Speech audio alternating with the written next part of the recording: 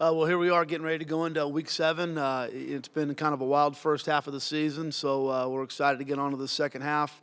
Obviously, coming off a disappointing loss last week, we came out and probably played as good of a first half of football as we've played in the 3 years that I've been here, and probably as frustrating of a second half of football as long as I've been here in the last 3 years. So, on the positives, defense created a bunch of turnovers early in the game. They did offensively and defensively a really good job of coming off a tough emotional week, playing that game against San Diego State and then coming out, and you saw how prepared it was. I mean, we had a great week of practice going into the game, and it sure showed in the early execution and where we were. Unfortunately, where we failed was in the finish. That last 30 minutes of football was polar opposite. Defensively, had 2 early turnovers that offensively we only turned into 3 points. Needed to do a better job there, but after that, couldn't really get off the field on defense, and offensively weren't on the field long enough. We were probably, even if we didn't score again, if you get 2 or 3 first downs in each of those series, there's probably not enough time for them to come back and win that football game. Had an unfortunate turnover at the end, but we had plenty of opportunities. So it's a tough loss, and we're sitting here now at 2-4 after the first half of the season. Could very easily be sitting here at 4-2, but that's just not our reality. And I think the big lesson for us as we go forward and continue to build is it's all the details. It's just the little things. I mean, we're literally 3, 4, maybe 5 plays away from running away with 2 games. Not winning 2 games, but running away with 2 more games. And those are tough lessons to learn. We got a great senior class right now, and time's running out. For these guys, again, 6 games to go. We've got a lot of young guys that are major contributors, and they're learning on the fly right now. But the focus has always been the right here and the right now. So we got Utah State. I think they're like last week and the 5 after them, all winnable games, all losable games. I think these are all coin flips. It's going to come down to execution. We're not in a bad situation at all as far as, our ability to go out and win the game this week. But we're going to have to execute for 4 quarters. They've done a good job there. The thing that they have is that they've got history, they got tradition. They're coming off a tough year from last year, but the previous bunch of years, they're playing in bowl games, championships. They've done a great job of building that program. Coach Wells has continued that on. And I think they had high expectations going into the year, and we're sitting kind of in a very similar circumstance. We're 2-4, they're 3-4 going into this game. Both of us, it's pivotal for us to kind of take that next step as the season goes on and to pull out a victory. So I think you're going to see a really hard-fought game on all 3 phases of it. They're going to be more than prepared to come on in here. They're stinging off 2 losses in a row to 2 pretty good teams. We're stinging off 2 losses in a row to 2 pretty good teams. And we just got to continue to fight and work hard and go get a win on Saturday. Tony, you said after the game, it'd be 48 hours, then you have a better sense. What's your sense now where the team is, I guess, from an emotional standpoint? Well, I'll tell you what, we came in on Sunday, and obviously a little less than 48 hours, and, I think we had an appropriate conversation. It was good. I mean, I shared some thoughts on it, and I'm really proud of the way the guys responded Sunday night. They did if they were faking it, they did a heck of a job because there was a lot of energy out there, and those guys were flying around. And, the one thing that I did share with them is that I was proud of a couple things. As disappointed as I was and frustrated, there were times in the past where guys would get banged and bruised, and they'd come out of the game, and they'd be gone for 3 or 4 weeks. Well, Kyle came out after the first half. We didn't think he'd be able to go in the second. We made some adjustments and changes, and he came to us and said, I'm going back in. And he reinserted himself back in the game and finished and had a great practice on Sunday night and today. DeAndre Sanders, who, didn't practice a couple days last week, he stepped it up, and he fought all the way through it. Bailey Laolagi sitting right here next to me. He got dinged up. You saw him come off the field more than one time throughout the course of the game and kept on going. I mean, it's a different group. As frustrating as it was, there was no lack of effort. There was no lack of toughness or intensity. There was a lack of execution, both from the coaches and the players collectively, and we got to do a better job on that. But those are some of the positive things that really helped us get ready for today's practice. And our guys went out there and they had a really good practice. So I think the consistency in the effort, the consistency in the attitude, if matched by consistency of execution, is going to eventually lead to some really good things for us. For the players, is it almost that now you're ticked off, that you're going to use the emotions to really channel them moving forward? I mean, really discussing about emotions, it's helping us kind of just move forward from this last week's loss. It's kind of just a big thing that we just need to learn from and then push on to basically go into Utah State and just be better at what we did wrong. And then emotional, like the emotions in it just really isn't. It's like a big contribution, but it isn't something it's huge. We just need to move on from it and go into Utah State with a clear head and just basically play our game. Yeah, you never want to be in a place where you never want to be never too high, never too low. You got to use your emotions the right way. You can't let them get too far ahead of yourself. You can't let them just take complete control. But you got to use it to go into the game. And tough losses, the last two. And it's just, we got to keep going, and we're going to use that to get better, and we're just going to go into this game well prepared. Tony, what do you think has been some of the problems in the passing game the last 2 weeks? Well, I mean, honestly, we didn't throw the ball enough in this last game, especially in the second half. When you look at the game plan, holistically, you go on in, and one of the things we did good is coming out this last game is we threw the ball the first 3 plays of the game. 2 were incomplete, 1 were complete for first down. But it changes the mindset of a defensive coordinator. When you're looking at a team that's one of the top rushing teams in the country, you're coming in with an idea of, okay, we're going to have to load the box and get after these guys. And we come on out and throw the ball a bunch of times early on, loosens them up, and then we had our game. We were able to run the football, and we did it very effectively in the first half, and that was, one of the reasons that led to, that early onslaught of points. Second half, it's kind of an interesting deal. I mean, you talk about adjustments, but, how many adjustments do you want to make when you have that type of lead and you're kind of pretty balanced, So you go out in the second half and, we're running the football, and we know that, literally to conserve that lead, it's about first downs, it's about time management. Obviously, you're still going to have to attack. It's a long game. College football, anything can happen. But we kind of ran into a brick wall early on, and it took us too long to get out of that. We should have taken more shots. We should have recognized, how many guys they were putting in the box, and just, kind of come to the realization that those safeties that they're dropping down, they're just unblocked, unaccounted for guys, and you're not going to be able to pick them up. And we took a shot to Boyd, didn't execute it. We got to set our feet and throw it better. He was open. We had Woodsy one time, down the field, and just a little bit out of reach.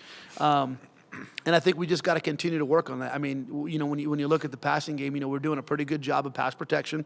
At times he's been rushed here and there, but overall I think we're giving up like 1.8 sacks a game or something like that. So not too many when you look at the scheme of college football. And Armani's grown. I mean, he's done some really good things. He rushed for 155 yards, I believe, in the game. He did make some big completions, missed a couple here and there, but we're not in that game without him. So, there's no blame to put on that young man. And I just think it's one thing we got to continue to work on. As experienced as we are, we're still that young. I mean, when you look at our offense, you've got Kyle, you've got, Trevor and Holt who rotate in and out. You got Giandre who's now in after a couple guys going down, and Boyd, and those are the only seniors to contribute. Everybody else is an underclassman. Everybody else is very, very young, and and they're still growing and learning, and and Armani's going to continue to keep getting better and better, and the passing game will be there. Do you think other teams going to follow Air Force's second half game plan and load the box? And I hope so. I really do. I hope they do, because I can tell you what, we're not that won't happen twice. If people want to go ahead and load the box with that talented group of receivers, we're believe me, I'm telling you right now, we'll throw that ball 35, 40 times down the football field if we need to. We're going to be able to run the football, and we got a big group of physical guys, and that's always going to be part of what we do. But we have to make people play us balanced for an entire 4 quarters, and we got to do a better job of just continuing to attack. I think, with where we are as a team right now and moving forward, we have to realize that, we got to continue to put points on the board. We have to continue to be over aggressive. We have to take chances. That's just who we are right now as a program. And I think if we're going to win a bunch of games down this stretch, it's going to be because, we did a good job of creating some turnovers, getting some stops here and there, but scoring a bunch of points on offense. Can you talk about your thinking in sending Barney upstairs? Yeah, I think, we basically have 2 unbelievably talented guys who have a lot of O-line experience right there on the sideline. So Garrison being down there, he needs to be there to talk to the O-line. I think sending him up there is going to create a great conversation between the 2 of them. And we're going to be able to see from the box. We just got to get some better information about exactly what's going on. And you just see it better from up there. I know sometimes it may be more comfortable on the sidelines, or you like it a little bit better, but I think for us right now, moving forward, that's the best decision for us to continue to, we've done good. I mean, we're I mean, when you look at us, offensively, at times, we've had our struggles, against some pretty good teams, but we've moved the ball. We've scored a lot of points. We're top 50 in total offense, and there's a lot of things we're doing. We're one of the top run teams in the country. We just got to continue to grow and get better. Can't settle for where we're at right now, and I think that this offense has a lot of potential to continue to grow throughout the course of this year, and I think that'll help. Kyle, you're a leader on the team. You guys need to go 4-2 to make a bowl game. You feel like that's something these guys are ready for, like emotionally and mentally, to go on that kind of run over the second half? Do you feel like that's something this team is capable of? Definitely. I definitely believe that this team is capable of making that kind of run and making possibly even a better run. It doesn't have to be just 4-2. Why not, win it out, As Coach said, every single game on this schedule is winnable. And we're definitely going to go in with that attitude. We had a great practice today. We had a great practice on Sunday. And these guys, it's a mature group of guys. And I think with the team that we have now, over the years, we've been, molding this team. And what the players that we have now are guys that are willing to fight, guys that are willing to go, tough guys. And we're going to definitely go into this with the attitude that, hey, we're going to get to a bowl game this year. And personally for me, this is my last year here. And, I started my career being able to be a part of a team that went to a bowl game. And I did my part on scout teams for that one. And now as a senior on the offensive line, my part is to help lead this team to another one. Coach, is this going to take one of the most resilient responses that you've had in your coaching career?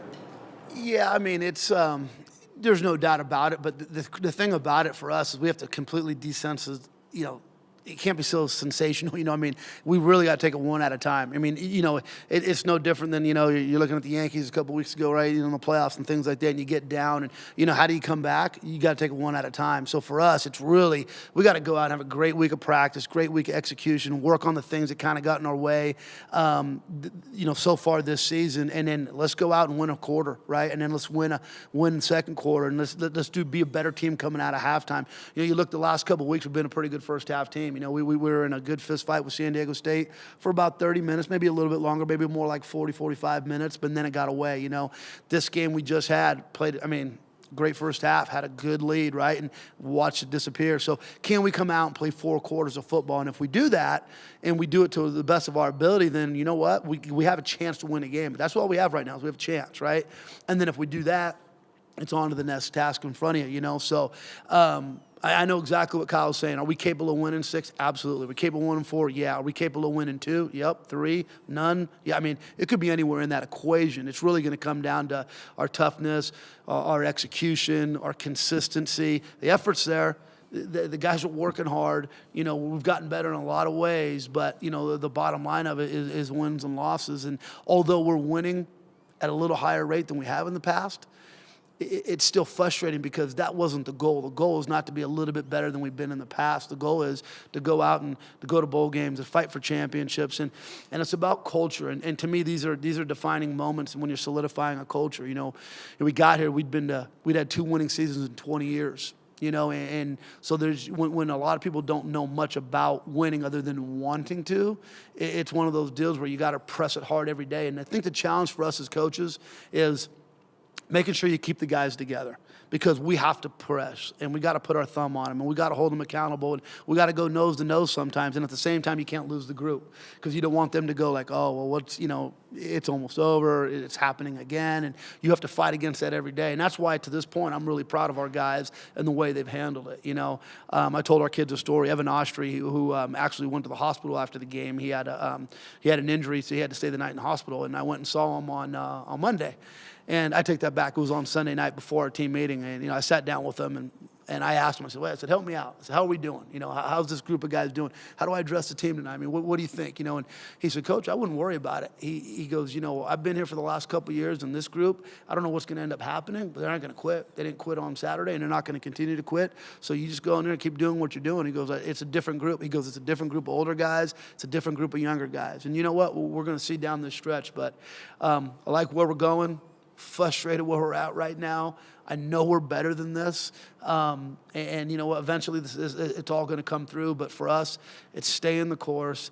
It's keeping your nose down, grinding away, doing the little things, getting better at execution. You know what? When it's all said and done, it'll be a good deal.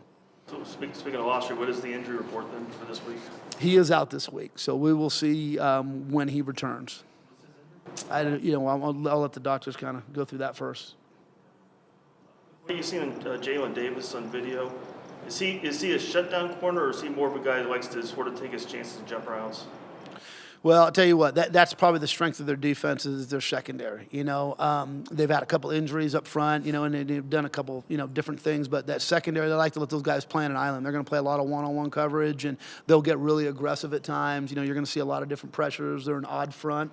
But Davis, along with that entire secondary, they're very, especially at the corner spot, those guys are as talented as you're going to see in the conference. So, again, we have a talented receiving core based on what I saw last week. If I'm them, I think I'm going to have a heavy box, and I'm going to see if those guys can go nose to nose with our guys, and our guys got to win in space. Special teams is probably as solid as any team in the league. What is it about them that makes it effective? You know what? I think simplicity. They do a really good job of. Now they like to get after punts. And each game 2 or 3 times they're going to bring it, and you saw what happened to us last week. Right now when you're down to your 2 long snapper, our operation time has got to get a little bit better. Trevor's doing a great job. He's got a lot on his plate offensively, but now he takes over the long snapping role, and we got to do a little bit better on operation time. You got a backup punter back there. He's got to do a little bit better job of operation time, and we've got to be really, really clean up front and making sure we're picking up everybody. That's going to be a big thing because they're going to come after it. Kicker does a good job. He's got a lot of range. He can kick long field goals. He puts a lot of balls into the back of the end zone. So they're solid on special teams. Bailey, what you see on video of their quarterback, he's obviously a dual threat guy, but he's completing over 60%. What is it about him that makes him so effective?